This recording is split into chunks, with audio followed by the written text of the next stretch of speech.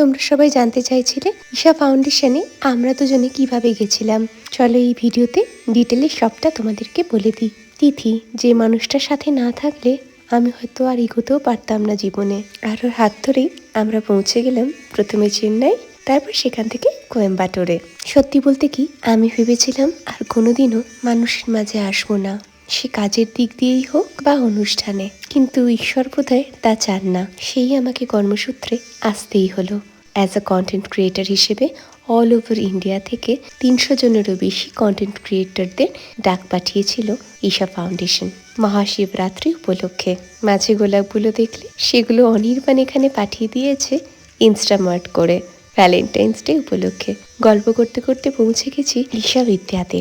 এই home school গ্রাউন্ডের প্রত্যেকটা ভিডিও এই 6 মাসে আমি বাড়ি বসে বসে রোজ দেখতাম।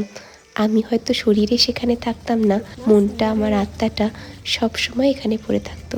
আর আজ যখন আমি এখান দিয়ে হাঁটছি, তারা আমাকে এই এতটা রাস্তা জুড়ে দাঁড়িয়ে প্রণাম জানাচ্ছে, নমস্কার করছে, আমি নিজেকে আর ধরে রাখতে পারছিলাম না।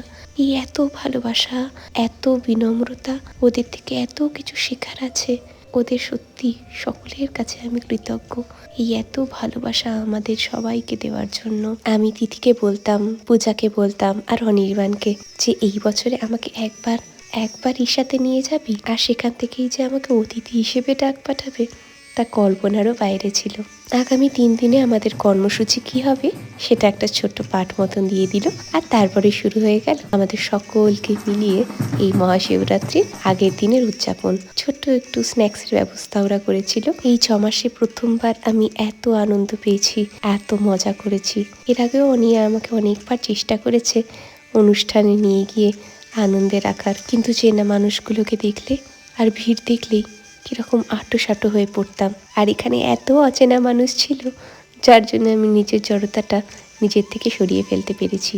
এরপর রিধিমা, মানে এই যে দেখো মিষ্টি মেয়েটি, আমাদের ঘুরিয়ে ঘুরিয়ে লিঙ্গ ভৈরবী এবং ধ্যানলিঙ্গম মন্দিরের ভেতরটা ভালো করে দেখালো। এবার ওরাই আমাদের জন্য একটা ডিনারের ব্যবস্থা করে রেখেছিল এবং তার সাথে সদ্গুরুর সাথেও দেখা করালো। নেক্সট পার্টে বলবো তোমরা কিভাবে এখানে আসতে পারবে।